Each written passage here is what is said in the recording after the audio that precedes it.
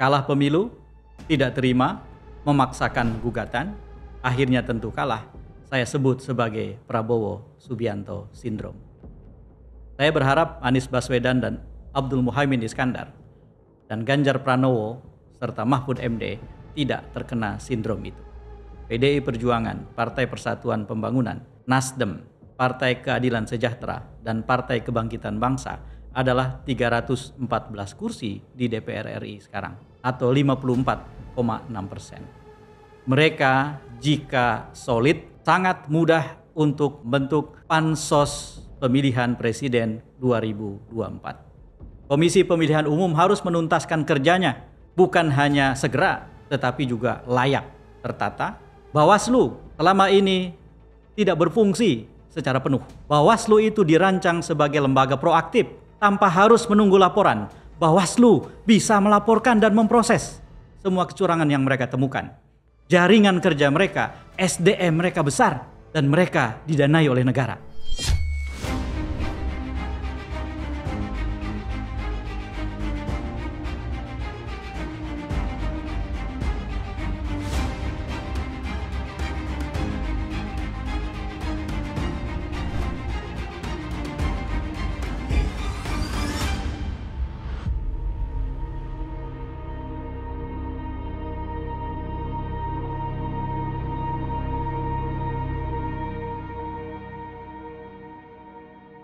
Assalamualaikum warahmatullahi wabarakatuh.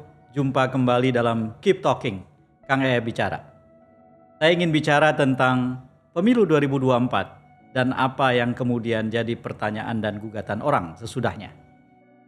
Banyak orang yang mengkaji, melihat, mengevaluasi pemilu 2024 seperti layaknya mengkaji dan melihat pemilu-pemilu sebelum ini. Business as usual, dengan pertanyaan-pertanyaan biasa.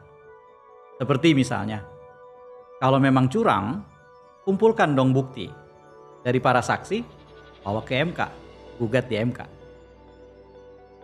Karena kalah saja, kalian bilang curang. Kalau saja kalian menang, kalian sembunyikan soal kecurangan. Saudara, saya ingin mengajak pembicaraan tentang pemilu 2024 pada level yang berbeda.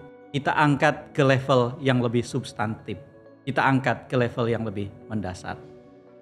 Pemilu 2024 berbeda dengan pemilu-pemilu sebelumnya, terutama karena adanya konteks penyelewengan kekuasaan yang sangat terang benderang yang membuat terfasilitasinya kompetisi yang tidak adil. Menurut saya, jika ingin berdemokrasi secara sehat, jangan melarikan diri dari isu ini. Karena sebab itu, tentu penting bagi setiap pihak, terutama dalam pemilihan presiden, baik pasangan nomor urut 01 maupun 03, untuk menggugat kemenangan 02 dengan menyertakan barang bukti yang cukup dari semua TPS. Jangan sampai mengulang apa yang bisa saya sebut sebagai Prabowo Subianto Syndrome. Prabowo Subianto Syndrome adalah orang yang kalah dalam pemilu menggugat dengan barang bukti yang tidak cukup. Saya bertemu dengan pimpinan dan anggota tim legal ketika Prabowo Subianto dan Sandiaga Uno mempersoalkan hasil pemilu presiden 2019 ke Mahkamah Konstitusi. Dari mereka saya paham bahwa ternyata C1 asli yang dibawa sebagai barang bukti dalam gugatan ke MK sangat amat terbatas. Sangat tidak memadai sama sekali, apalagi mencakup seluruh dokumen C1 dari lebih dari 800.000 TPS. Kalah pemilu, tidak terima, menggugat, barang bukti yang kurang, memaksakan gugatan, akhirnya tentu kalah. Saya sebut sebagai Prabowo Subianto Syndrome. Saya berharap Anies Baswedan dan Abdul Muhaimin Iskandar dan Ganjar Pranowo serta Mahfud MD tidak terkena sindrom itu. Jika kelak akan menggugat ke MK, kumpulkan bukti yang cukup dan memadai. Tetapi saudara-saudara, bukan itu yang mau saya bicarakan. Saya tidak akan bertindak sebagai konsultan pengamanan suara 0103, tidak. Saya tetap bersikap sebagai warga negara yang menganggap ada soal yang jauh lebih mendasar yang harus kita urus. Semua bentuk penyelewengan kekuasaan menurut saya tidak boleh didiamkan. Jangan lupa, dugaan tentang penyelewengan kekuasaan itu bisa diurut dari hulu yang sangat jauh ke belakang. Ketika anggaran pendapatan dan belanja negara untuk kegiatan-kegiatan yang bersifat bantuan sosial bagi rakyat ditingkatkan dengan amat sangat dramatis untuk 2023 dan terutama 2024. Sejak saat itu semestinya kita sudah paham ada sesuatu yang dirancang. Kemudian ada putusan MK nomor 90 tahun 2023 dan seterusnya. Ada mobilisasi aparatur yang tentu saja perlu disiapkan sejak jauh-jauh hari, bukan perintah yang bisa datang 1 atau 2 hari. Semua dugaan itu sekali lagi bertebaran di mana-mana dan kita tidak bisa mendiamkannya. Maka izinkan saya sebagai warga negara berharap, meminta, mengaspirasikan kepada partai-partai yang berada di luar koalisi Presiden Jokowi untuk memproses ini lebih serius dan tidak menganggap pemilu 2024 terutama pemilihan presiden dengan pendekatan business as usual, seolah-olah sesuatu yang biasa. 5 partai yang tergabung dalam koalisi paslon 01 dan 03 sangat memadai untuk melakukan sesuatu di DPR RI. Jumlah kursi mereka secara gabungan, PDI Perjuangan, Partai Persatuan Pembangunan, Nasdem, Partai Keadilan Sejahtera, dan Partai Kebangkitan Bangsa adalah 314 kursi di DPR RI sekarang, atau 54,6%. Mereka jika solid, jika bersikap dengan tegas, sangat mudah untuk membangun atau membentuk pansos pemilihan presiden 2024. Bentuklah pansos pemilu presiden 2024 sesegera mungkin. Urus segala sesuatu, bukan hanya berkaitan dengan kecurangan biasa yang biasa kita temui di dalam pemilihan umum, tetapi juga hal ihwal yang berkaitan dengan kemungkinan penyelewengan kekuasaan. Bekerja secara intensif dan kemudian tunjukkan kepada seluruh rakyat, tunjukkan kepada seluruh dunia bahwa kawan-kawan anggota parlemen tidak sia-sia meminta rakyat memilih di 2019. DPR tidak sia-sia menyebut dirinya sebagai Dewan Perwakilan Rakyat. Sebagai rakyat, saya ingin diwakili. Dan saya yakin banyak orang ingin diwakili. Saudara, bukan hanya itu saja yang bisa kita kerjakan berkaitan dengan pemilu 2024, terutama pemilihan presiden. Saat ini, ada kemungkinan bahwa informasi dan opini internasional tentang Indonesia dan demokrasi di Indonesia berkaitan dengan pemilu 2024 tidak seimbang atau asimetris. Perlu upaya-upaya menyeimbangkan opini, berita, dan berbagai jenis informasi tentang pemilu 2024, terutama pemilihan presiden 2024, ke khalayak ramai di dunia. Karena itu saya sungguh senang jika ada institusi seperti CSIS yang terkenal kredibilitasnya, atau universitas besar di Indonesia yang tanpa perlu saya sebut satu persatu nama-namanya, karena kita sudah paham universitas mana sajakah itu di seluruh Indonesia, menyelenggarakan sebuah konferensi internasional tentang pemilu presiden 2024 atau lebih menyeluruh tentang pemilu 2024. Saya sebagai warga negara tidak ingin membiarkan demokrasi Indonesia dirusak tanpa ada perlakuan kita untuk menjaga dan merawatnya. Perlawanan atas pemilu 2024 dan segala bentuk kejahatan pemilu atau kecurangan bukanlah perlawanan pribadi terhadap Presiden Joko Widodo atau perlawanan pribadi terhadap Prabowo Subianto dan Gibran Rakabuming Raka.